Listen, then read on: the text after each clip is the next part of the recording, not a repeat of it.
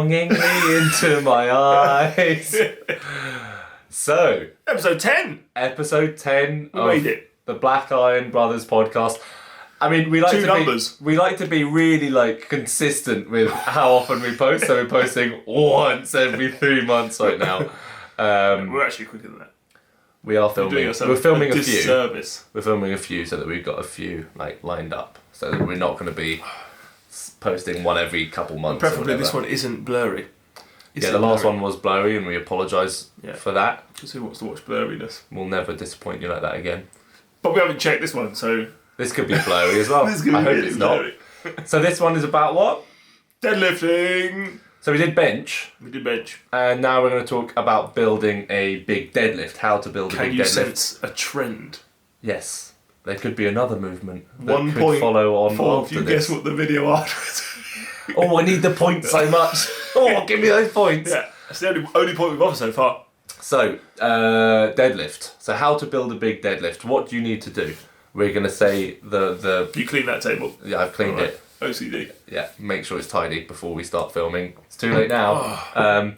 So, deadlift. How do you build a big deadlift? Obviously, the same thing over and over and over again. Progressive overload. Obviously, you need to be working on getting heavier, increasing the weights, increasing the reps, increasing the sets. All the stuff we mentioned before. Increasing frequency, all that kind of stuff. Never decide where I want to say. But we're probably a little bit more interested in technique. No, I feel like I'm very You're much staring orientated towards you. directly into me now. It's more about technique than anything else that we're trying to talk about. So we're not really going to go too much into sort of like the periodization aspect of it, and more just talking about the technique. So, the biggest thing that people do when starting out on deadlift that obviously is a problem is rounding their back.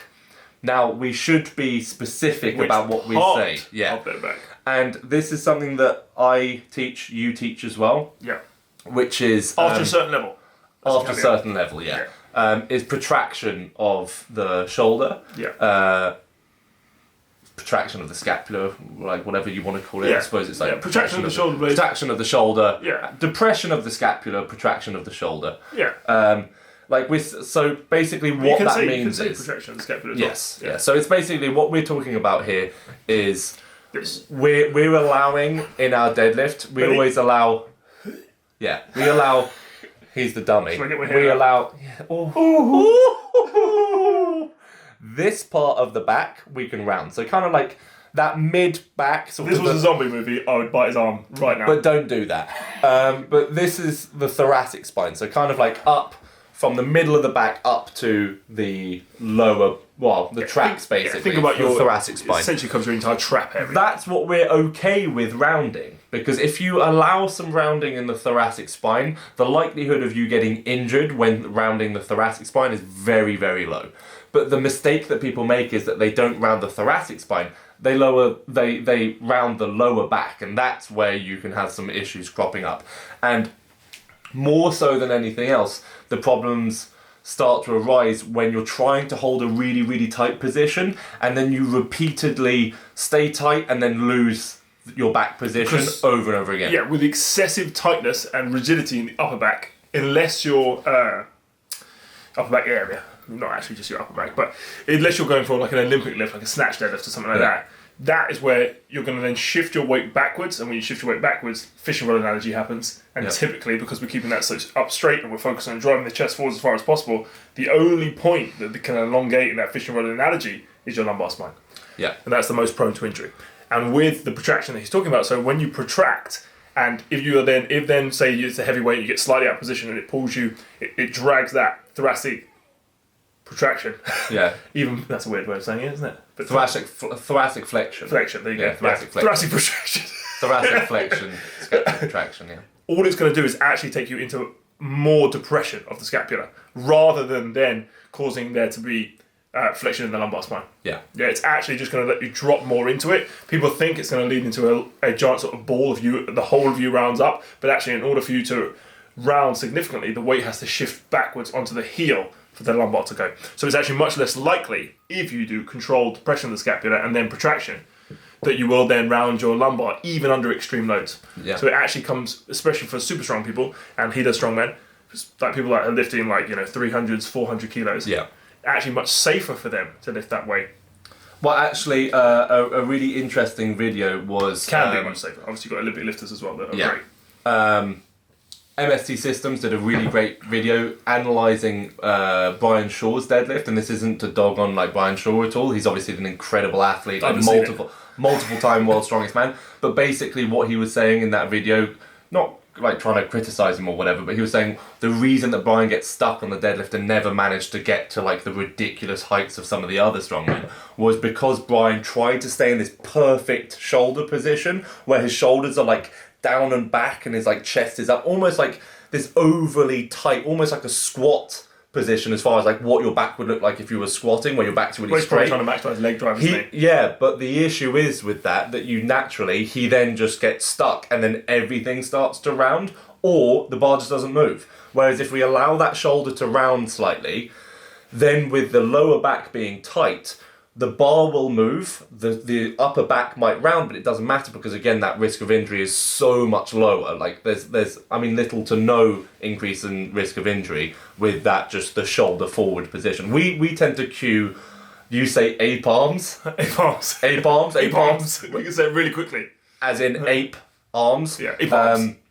I like to say think long arms, just basically the same thing. It's just trying to reach with your arms as far as you can down to your bar and make your arms as long as possible, basically. Be as depressed as you can be. That's yeah, what I be really depressed. I need more depression in this session. Depression. I need more. And people are like, But what that really looks like, if you turn back into a side position, because you're in a lovely tight top, we can kind of show here, that means that like your lat is going to be really tight. Who knows? Yeah, so you're in the screen. So if your lat is tight, it's because he's lengthened these arms as low as he can. That lat immediately tightens up. But what that then allows you to do is reach really, really far down with the arms and keep the lats tight and working and driving.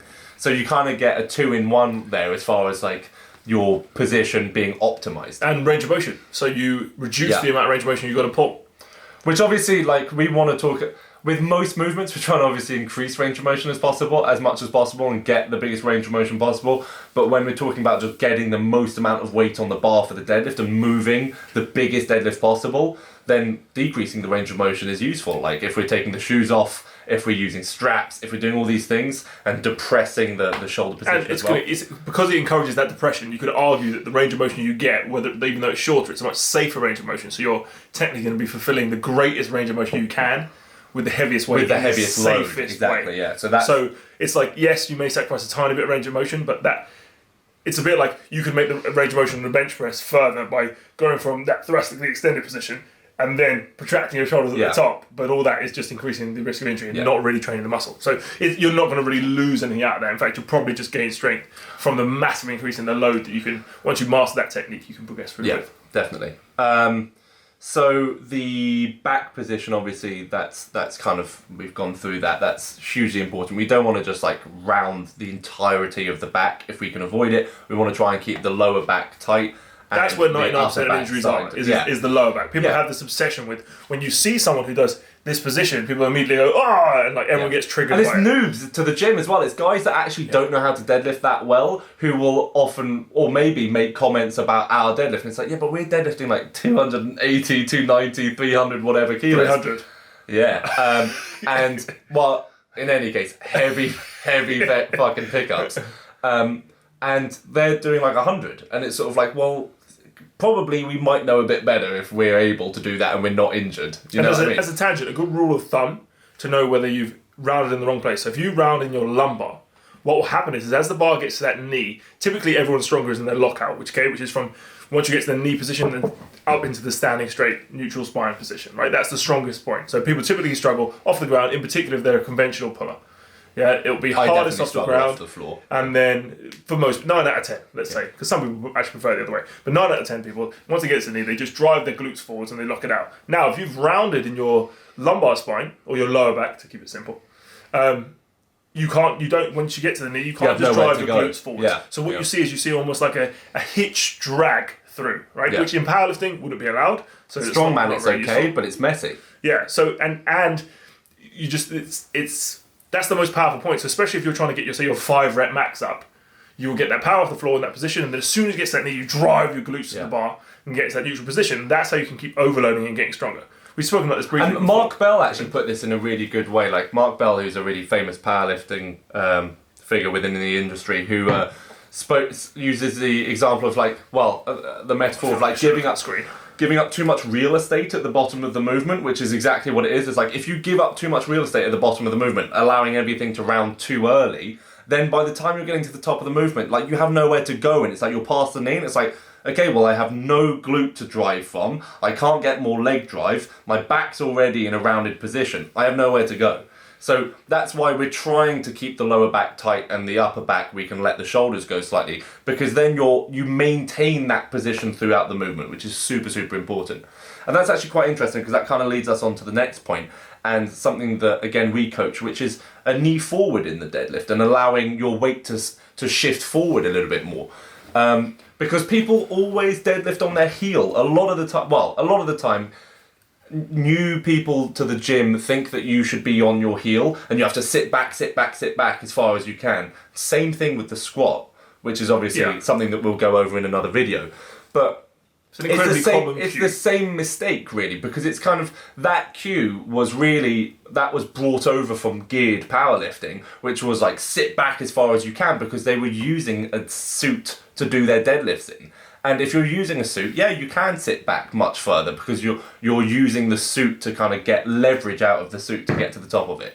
But if you're not in a suit and you're lifting raw, which is 99% of people in the gym, you should be shifting your knee forward and allowing your weight to sit more midfoot so that you can get... It's so, like, the difference in power output at the bottom of your deadlift, if your weight is midfoot rather than on the heel or the toes, is huge. Midfoot plus depression makes an incredibly powerful deadlift. Now, Massive we've got to caveat it first, though.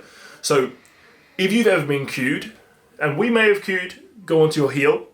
Now, that will be, say, someone who's got incredibly poor mobility at the beginning, right? So, say they are already, just like collaborating. Just climb onto me, darling. Say they're like this. You've seen these people that when they try and grab down to the bar, they're already here and they're already very far forward. So they're already almost on their toes and tipping forward. For those people, this is why there's no universal cue. Yeah. But you would cue to them, try and sit onto your heels. Yeah, exactly. Because they're so far over. So we're not saying that there's never a possibility that might be a cue, and you have to think of there's nuance with everything. Or stay on your toes if you're on the heel all the time. So it's like inter-individual differences as far as like how you should coach it. But the ultimate goal of the reason we're doing that is because they're so far forward is to ultimately shift them back into the midfoot. So remember that, like, when this is something that's particularly prevalent in a bit of a tangent, but prevalent in social media. You see it on TikTok, Instagram, stuff like that. People bashing someone for doing certain things or saying like, they give this cue, man, they must suck. And you're like, well, it very much depends on the individual that they're coaching. So before you sort of lambast someone for saying something, there may be a reason. You don't understand any of the context of why that's happening. There may be, like, I mean, this is a random example, but sometimes people do cable rows. Technically, you want to be in more of a forward position to really target the back. There's different variations, and you can get more load. But you might sit someone a little bit excessively far back because they have an injury somewhere and it doesn't hurt them. There's all sorts of nuances individual to it. differences. Yeah. Some people will work better than for others. So something can look wrong and be cued wrong, but it's right for that person. And it's exactly that of sort of like if someone stays very much on the toes, we might say try to stay on the heel because it will bring them back to center. And if they're very much on the heel and their knee shifts back, we might say try to stay on your toes a bit more. And we don't mean stay on your toes. We mean for that person, it's going to bring them back to center. We're trying to get them to midfoot. And your cues can change. That's another good point. As you get bigger and stronger and you develop muscle mass. And before we carry on, sorry, I keep interrupting you. That's okay. Because I just don't want you to talk anymore. Well, I talk a lot, mostly, so it's okay. If you have things, I can see that you're passionate about the deadlift, so you can talk. That's fine. I've lost my train of what I was talking about. So it would change. Yeah. As you develop and grow, so your structure grows, everything like that, your cues will change. So you sometimes get it when you've been training a client for like many years, and they get bigger and stronger and much, much better. And they're like, you're telling me something. Yeah, they're like, how dare you? You told me not to do that. You're like, yes, because you're better and more mobile now. Yeah. Please calm. I'm telling you you're better. And they're like, but you used to tell me to do this. Like, yes. Back when you were a noob. Which is why one cue does not fit. Rule them all. And yes, it's not Lord of the Rings. But anyway. It is Lord of the Rings. Well, that's the relevance. I get it. But the way you said it was like, it's not Lord of the Rings. Okay, anyway. What we're just trying to say is like, sometimes with people, people who are completely new to the gym, who don't know how to set their back properly and hip hinge, in a deadlift, I will often give them like, some people, they need 10 different cues before they find the one that works for them. So it's just to say that like, there's not one cue that works. Really weird. We can't just you can't just say, get your back straight in the deadlift, and they're like, oh yeah, I've got it. Some people, I say to them, try to reach your hip into the wall behind you. You know, some people I try to say, sit down and try and lengthen your spine. You know, like there's different things. Some people like fall forwards because they're so far with their heel. So there's a huge amount of inter-individual difference. So don't stress too much. There are going to be differences in each individual. However, to get back to point as far as your knee position and where you should be feeling pressure through your foot. We want to try to keep the pressure mid-foot, and we want to try to let that knee shift forward for a couple reasons. And the main one is that we can just use the quads more. Like if we can get the knee forward more, it's not a squat. We're not making your deadlift into a squat, do not get me wrong. But yes, the hip's up slightly, but we've got that knee shifting forward. And the reason that we let the knee shift forward slightly is because then we can press that floor away. It is somewhat a leg press at the beginning. Yes, and that's how I like to define it to some people. Again, a great cue is that I like to think, don't imagine your deadlift as you trying to pick the bar up and pull, because then what it makes people do is it kind of makes them do this. I don't do that. I try to think, get the arms as long as possible and then try to press the floor away from you. Leg press, hip thrust. Leg press into a hip thrust. And the reason that can be really useful is because it teaches you how to use your quads in the deadlift.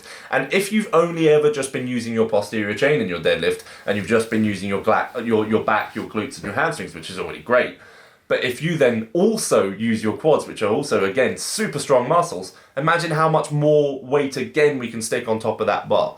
So let that knee shift forward, again, within reason, whereby the weight of the foot is within sort of the centre of the foot. That's where you're going to feel it best. And that's where you're going to get the most explosivity from because you're going to keep a straight line in the pull. Exactly. Yeah, one of the main issues is if you're not on that midfoot. So typically you can tell, like, so if you imagine your toes on the floor, if at any point during the lift, you can do, I call it the little toe dance. Because a lot of people just flick their toes in between reps and stuff like that, or mid, then you know you're not on the midfoot, you're on your heel. And typically for every time you shift back onto your heel, the bar is going to jump away. Or even, and this even applies to if people go really far forwards. He's from the southern states of the US. Onto their toes, is you'll see that the bar will disassociate from the body, so it will come a couple inches away, and that's where the drag comes in. So if you imagine as like a rule of thumb, every like inch and a half the bar comes away from your shins from your natural point. Obviously, you can't. Ideally, we want it as close to shins as possible, but that's not, for bigger people, that's not actually possible. But for every inch away from your perfect straight line, imagine the weight you're lifting, you add 10% on. Yeah. So you're doing a 200 kilo deadlift, it shifts out of position, you either go onto your heel and it drags away from you, that's now 220 kilos. Yeah. Another inch, you're now lifting 240 kilos, and then so on and so on and so forth. And then that's why it becomes impossible. Yeah. And that's why you'll often see people who are deadlifting where the knee is shifted forward, but they've allowed, because of potentially their shoulder position, they allow the bar, because their lats aren't tight and they're not protracted through the shoulder, the bar drifts out away, and then you'll see like power off the floor, and then the bar shifts away, boom, they like stop, and then they have to fight for that rep. That wouldn't happen if you just kept it in tight, because the shoulder position is good, because the knee's forward, and because your centre foot, everything should stay in line tight, and you'll just come straight up with it, and it'll be really in centre line with the body. Which leads on to another cue that people often mistakenly give to people when they deadlift, which is just to retract your shoulder blades. Yeah. Because it looks great, right? You can create this kind of Superman posture and hold it in there, but all that happens is, once it's heavy and it comes off the ground, it breaks your posture into that depressed position. Yeah. So you're going to go into the depressed position anyway. So you've got to start in that depression. Because if you just get really retracted, which can look great for like a picture or anything like that, you're like, wow, look at his back. It's like, you know, someone will get a ruler out and hold it and like, this looks great, which there's nothing wrong with. But what will happen immediately when it gets heavy is it will just wham, depress you, and that will cause you to shift forwards. And then again, we get that problem of the bar then becomes an inch or two away from your shins, and then it's an ugly rep, and then the lumbar goes, because anytime the bar isn't on a straight path, that's one of the most common reasons that your lumbar will round. And again, like this is we're explaining this from like decades of experience as well, in that like we haven't really ever injured ourselves on the deadlift with this position, and we're deadlifting every single week over 250, 260, 270, whatever. Sometimes 2 times a week. Yeah, and sometimes 2 times a week. And, you know, I have to do a deadlift and I have to do that heavy pickup as well. So, and I apply the same rules as well to my farmer's walks, where, like, I allow that protraction of the shoulder, and then I'm able to pick up 300 comfortably with no back problems. Super heavy now. Which is, So, that is obviously massively important, is keeping the knee forward. We've spoken about that protraction position, not trying to stay overly tight. Depressed, And yeah. what that leads us quite well to, I think, is your hip position, which is a lot of people try to squat their deadlift. And these are two different movements, and this is something that I struggled with for years. If you go really far back into my old deadlift videos, you'll see I'll shift my hip way down. I'll start pulling, and then what happens immediately? Boom! The hip comes up, and then the bar starts moving. Called the old seesaw deadlift, very common. And this is so many people do. Like, we see this every single day where people try to like lock their hip in really low, and they're like, then I'll be tight, and then they start pulling, and boom, that hip just. Well, that's because they shifts get up. the idea of just having a straight back, don't they? So Yeah. when you really drop that hip in, you can pull yourself really tight, and it feels really good. Like you feel Yeah. like, yes, my back is straight, but there's no power there at all. Yeah, there's no power. So what we advise instead is, and a really good way to find out where your depth is for your hip and where it should be, is to pull your first rep. Then when you're at the top of your first rep, get your big breath in, so make sure you're tight and everything. Control the eccentric phase, so control the bar coming back down to the floor. And just as you're coming down back to the floor, as soon as that bar makes contact with the floor, you know wherever the hip is at that point, you're probably in the right position for your hip. So that control on the way back down with the bar, as soon as you find contact, you'll probably find that wherever it is, your hip is higher than where it was on the first. Yeah. Because that slightly higher up hip position allows you to immediately be in the right position. That's why so often you'll see people who aren't necessarily super experienced with deadlifts, their first rep will be a bit like, and then as soon as they've got it It's moving, alright. second, third and fourth, Yeah. they're like boom, boom, boom, and they're really clean because they found their hip position. I think Yeah. one thing you always know is with your hip should never be below your knee. You see that very common. Yes. That's just as a rule of thumb. You see it for all sizes, so tall, short, every different variation. So there's not that many variations Yeah. other than tall and I was short. going to say like stout. Stout. But then we're going to get cancelled, so Yeah. let's not start using So words like like, that. if you drop that hip below the knee, then it is a squat. And what will happen is, if people are worried about their knee, or you see sometimes people shifting their arms forward to dodge the knee, which will drag again, cause the bar to drag away, making it 10% heavier, and so on and so forth. You should never have to worry about your knees. They'll never actually get in the way. Yeah. If your hips aren't too low, you'll just naturally pull it, and as you go to lock out, your knees will fall back into the right place, and the bar will drag up your shins, drag up your thigh, and you'll never have to worry about them. If you squat the deadlift, they will get in the way. They will get in the way, yeah, because you're that's trying a to great way to press tell. just through the knee, Yeah, basically. so they will get in the way. You can't pull in a straight bar path. And if you always have the urge to shift your arms forwards to dodge the knee, or you're always hitting your Pretty knee, good indicator. you're hitting your knee, then you know that you're squatting the deadlift. Yeah. Yeah, so that's a good way of telling as well. So I think if you have those things covered, if you have the shoulder position covered, and you have the lumbar tight but the thoracic spine slightly rounded, if you have the right hip position and you're thinking long arms, you're already like 90% of the way there. Yeah. Now, I would also say if you don't have a coach, you don't have a PT, you don't have like someone who's there to look at your deadlift, definitely film yourself as well so that you can check that your position. And that could be another way of finding out where you need to go. So if that doesn't work for you, where you take the breath at the top and come back down, in terms of you being able to sort of ascertain where your correct position is, pull your first rep, film it, and where it left the ground, that's where you should have been when you started. Because again, this is exactly what we're talking about, and you'll feel it, and the first time you do it, you're like, oh, that's what they mean. You'll pull the bar, it won't move, the hip comes up, and then the bar starts to shift, and that's exactly where that bar starts to shift, that's where your hip needs to be. And as soon as we figured that out, I think our deadlifts got way bigger.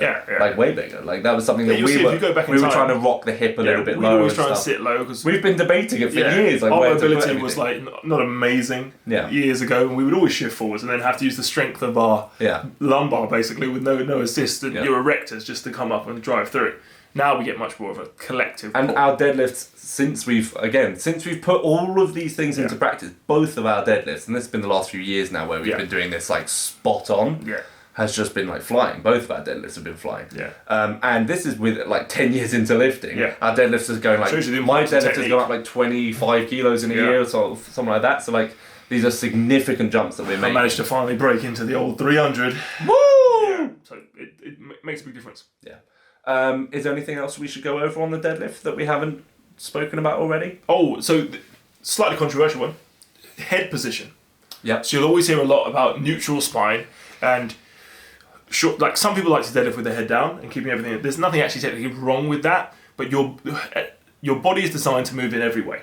Yeah, and you're only going to injure your spine if there's sudden movement in there during the lift. So say your head's down here and then you jolt it up. If you have your head forward, or even if you have your head looking up, you're not going to miraculously suddenly injure your spine. It's designed to do all those things. It's often if you're doing this during the lift, exactly. just like if you're, just like when you're, I mean, technically, you're not going to be advised it. If you started in a catch back position, the worst deadlift ever, but then didn't change, so didn't lock it's out. It's much less dangerous than if you were straight. Now, don't do that. Don't do that. You're still much more likely to get injured. But you are right though. You're more likely the coming out of it or the change in position of the back during the loaded movement that can be problematic. Yeah. Now, typically, I think we both do actually. We sort of advocate head forward. Yeah, kind of like looking because forward. What naturally happens is when you keep your head here, you look. Typically, if you've got a mirror or you've got a point in the wall, just focus straight forwards. Is if that weight starts to try and pull you down and drag you even further, what it will try and I always like imagine the bar as like an enemy or something. It's trying to pull you so your eyes look where you're going to go. If your head goes down, you tend to go over where the bar is. Yeah. A bit like the analogy with driving. Wherever you look, the car starts to drift. Yeah, same principle when you lift. Exactly. If you start to look down, you start to come over the bar. And also the head is disproportionately heavy, so your body will tend to follow where your head is going. And then you can round it through the thoracic and then into the lumbar because you go into an excessively rounded position. So typically holding that head can actually cue your body to be really, really tight and fight the position. And it's a good way of knowing when you should probably reach form failure rather than dragging through. Yeah. Now, cueing the head up can be absolutely fine, and that's useful for people that again have terrible mobility, and for people who tend to round through their back too much. Yeah, because it cues keeping the head up tends to align the back a little bit better. However, what it can do, if you've got good enough mobility and you tend to have a good back position, sends you onto the heels. And if you look again a few years ago, if you look at my videos, I used to fight for my head position being up, and you'd see my hip really struggling to get through at the top. And I would be way back on my heel, and my lockout was horrendous. Yeah.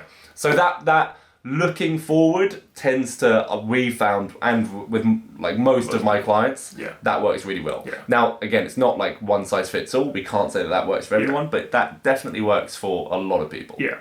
So just you don't have to do any particular movement, and it's not going to immediately injure you. Yeah. That's a random point. That's basically it. That's basically it. That is my closer. What else have we got to talk about? Well, I think that's it for the deadlift. Oh, we could cover just like accessory stuff. So if you're warming up to, if you're going to do a heavy pull with a belt, you want to typically, once it starts to get challenging, put your belt on, or you can put your belt on from the beginning. If you're going to do beltless pulls, obviously you just do it beltless. You wouldn't put your belt on the entire time and take it off. That could be really dangerous, actually. Yeah, I've never done it, but the same thing with equip lifting. So if he's doing a suited deadlift, he shouldn't warm up raw and then just whack on the suit. If I were to work up to 270 with a suit and then I took the suit off and then tried doing it again, that's a and vice versa. They're slightly different movements. So warm up as you wish to continue, just to avoid different areas of tightness and exposing different areas. Yeah, just as a caveat to that. Yeah. And then also, like, what I would say as well that we could just very briefly mention is what you could do, like, accessory-wise, moves that you can add on that are going to be really useful for building the deadlift. I think, first of all, if you want to get good at deadlifting, deadlift a lot. Yeah, man. You just have to do it often. Like, it really, like, it's one of those ones where practice it your deadlift can improve massively just from... How do you get to... That's what everything... What's that? I was going to be like, just from deadlifting, but it's the same with benching. Yes, that's everything. It's the best one for that. But it's the most specific to it. The deadlift has variations, and the variations are, for example, the RDL, so the Romanian deadlift, the stiff leg deadlift, which is basically not a Romanian deadlift, but you're making contact with the floor. Typically in RDL, you would define it as not making contact with the floor, and it's floating above. This is where we I've seen it called stiff leg deadlift, where you have your legs completely stiff. I go by again. I'm going by the trained by JP. Yeah, this is Jordan Peters, who's very, very knowledgeable, and that's how he names it. Is RDL being no contact with the floor, stiff leg being an RDL but contact with the floor, and a straight leg deadlift being a fully straight leg deadlift, which I'm not a huge fan of. But if you're doing an RDL, i.e. a Romanian deadlift or a stiff leg deadlift, where you're basically putting yourself in a horrible deadlift position, which is basically you've got your hip way at the top and then you're trying to control the bar stretching through the hamstring with minimal... Taking out the quad, really. Yeah, you're just getting very minimal knee bend, and then you're taxing the posterior chain as heavily as possible. Yeah. Those are great movements for just building the musculature that's needed to have a big deadlift. So something like that is definitely a great movement. It's typically people's go-to. I also really like, personally, this is a little bit more niche, but for people within the strongman and powerlifting community, I think an SSB squat, like a heavy SSB squats, are amazing for that as well. Because you load the erector spinae a lot. The erector spinae is like those muscles surrounding the spine. And that's really useful. It always sounds a bit dodgy, doesn't it? That's really good for like maintaining a good position while trying to fight through that like backloaded position. So yeah, front squats. Front squats as well, front amazing. Squats, for holding position. Yeah, so that can be very good for your core, and more towards the front of your core. But often we don't necessarily train. It's often when we're training deadlifts, we typically shift to the posterior core. Yeah. Whereas the anterior core or the front matters a lot in terms of holding that, not letting yourself get dragged into a position you wouldn't want to. Which is why Chris Duffin talks a lot about IAP, which is intra-abdominal pressure, and that's a whole other thing of breathing and bracing. But like, if you know how to breathe and brace properly, again, your deadlift just... We should do a video on bracing, actually. We will do a video on breathing and bracing. It's literally... See, look, we've got like a eureka moment during a podcast. I mean, breathing and bracing. Say? Like, if I didn't brace on a deadlift... I was saying this to a client the other day. If I didn't brace on a deadlift, I don't think I could deadlift 200 kilos. Like, I would just go... I think it would hurt. You could, but it would just be uncomfortable. Yeah, I reckon it might take off like 100... No, that might be... but maybe 100 kilos. Like, genuinely, maybe. Yeah. Like, it makes a huge difference. So definitely wouldn't be able to deadlift later. Breathing and bracing. If you just, like, exhaled fully, had no, air in, and you didn't try to stay tight to your core, like, it's a nightmare. So breathing and bracing, hugely important. And if you can't brace... Like, you kind of make your belt pointless, but that's for another video. Yeah. We've already been talking for... No idea, because they can't see it. Can't read it. No. But anyway, thank you for listening, guys. If you have stuck straps, all the way should we through... talk about straps for deadlifting? No, you don't, aren't you? No, we can. Straps are useful for deadlifts. They're great if you're trying to build like a really heavy deadlift. But I would typically say to people who are starting out, try to get some experience of like building up your grip strength before sticking them on. But if you're stronger than your grip is and you're able to keep pushing the weights, you always will become. Like if your back is stronger and your legs are stronger than your grip, which is highly likely, at some point you're probably going to have to either add in straps or hook grip or over under. But even if you pull hook grip, often your skin gets put on a tremendous amount of pressure, and your thumbs. You can do your sort of top sets. Hook grip looks like this. That's hook grip. You can do your top sets with or top sort of like low rep work in a hook grip, and then to save your skin so you can keep deadlifting every single week in your hook grip position, practicing it, you could then use straps. Yeah, so it's a great way of doing that. So just do a bit of hook grip. Also mixed grip pullers, although yes, it is slightly different. You get the fact that everything is uniform, which is a nice way of pulling because you're both double overhand. You haven't got that asymmetry. With what, sorry? Mixed grip. So mixed grip, you've got an asymmetry. You have asymmetry. But then when you are in a... My hands are invisible or not. This is double over, that's over under. Over under is great, but it can create a bit of asymmetry unless you're really good at staying tight. And again, like if you're lifting really heavy, your skin can get messed up, so your calluses on your hands can get torn. We've always got calluses. If you look at our hands, they're always messed up. I don't know if strap pulling just allows you to pull have a symmetrical pull and protect your skin. And it does translate. It's not like you suddenly get much stronger by using straps. But I think you probably agree with me here, is try to tax your grip as much as you can, because we do want to try to get stronger hands. We do want to get better at it. There's a little thing you can do. We don't even really have to think about your grip. We often warm up as heavy as we can go. We go as we double overhand, and then we go, all right, well now we'll put the we get to a point where the grip fails with no straps or over under or whatever, and then we add them in. And then you get like a rough. But a mistake that people make a lot though is going over under from the get go. And there's a lot of people who are new to deadlifts and they start in this over-under grip and they just stay on the over-under. So because they're going to stop, as the bar rolls in one, it's going to stop it. It's a bit of a shame because you're leaving out a lot of like gains as far as like strengthening the hands, which are obviously. And if anyone says I couldn't deadlift 300 kilos with over-under, and why doesn't he over-under? They'd probably be right. He doesn't over-under because he's afraid of tearing his biceps. I have an irrational fear of it, in fact. Because he's got very large arms. It just scares me. Yeah. I just don't think it's worth it. You big old wuss. Yeah. I mean, in that aspect, nightmares. Because what happens when it's torn off? You reattach it. Yeah, badly. No. Well, have you seen other people's? I'll reattach it great. That'd be terrible. He's not even qualified. Some people get great bicep reattachments and it's all fine, Yeah, some. but it is still scary. Yeah, I get it. a lot of weight could tear it off. Yeah. I have to do over-under occasionally, so you're scaring me now. Anyway, yeah, so that's it. Hang on. Oh, there ain't no. Oh, God! I've tried to finish it twice! Stop trying to finish it. This is important. Okay. We've So, both leaned in closer. if you are, if you are doing over-under, and you're concerned, if I've just terrified you that you're going to tear your bicep off, maybe you will. No, you just think about, just flex your tricep at the bottom. So as you're getting into that depressed position, make sure you feel the arms as long as possible, and a good way of doing that is to flex the tricep at the bottom, because then you're going to be pulling with your back and your legs, not your bicep. If you have a slight bend in the arm, then it encourages you with that mixed grip to slightly give it a pull here, which is like pull with the which arm. is what you can call like a bodybuilder deadlift. You Yeah. see bodybuilders like pulling with their arms bent, and it's like, guys, And you're that's gonna the tear way. something. That's the way you can tear the bicep. Yeah. And now another great thing about straps as well is double overhand. There has been 0 cases of someone tearing their bicep in a double overhand position. Yeah, it just doesn't happen. So that because is the pressure why just goes into it's the a strap. wonderful, So they are wonderful great. tool. They are good. Now you can end. Oh, thank you. Third time lucky. Yeah, so that's it. That was episode 10. No, you can't say that. It's basically. So basically, that's it. Basically, what do I say? Basically, see, look. So basically, that's it. So basically, that's it. That was episode 10. Please like, subscribe, comment. I know that we're not very regular with the videos, but we're trying to do our best, and it's free content. So what are you complaining about? Yeah. We're rambling at the camera. We're paid £45 an hour to do this, and we're giving you lots of our free time. Yeah. Be grateful. Yeah, and if it's blurry, we did it on purpose. Yeah, we're making it all like moody and Blurry. It's going to be black and white. oh And then we're going to put like distress filters on it. yeah. And then beauty filters and weird like. We'll have like the sunshine. little pink heart things like a TikTok. And then we get like little whatever. dog noses and things like that. You know, like those weird filters. They're like, this is just my face. Yeah. Well, It's hiding the fact that you're not attractive. your eyes have become 4 times the size, and your nose is now 1%. You definitely have anime You're like, sized that's what I look like. eyeballs. I Yeah. think this is not relevant to You deadlifting liar. at all. But that's what people like. Yeah. That's And what then they they're come like, here for. they're like, no they don't filter. care about deadlifts. These people Yeah. don't care about deadlifts. No. They want to see us make out. They just skip to the end.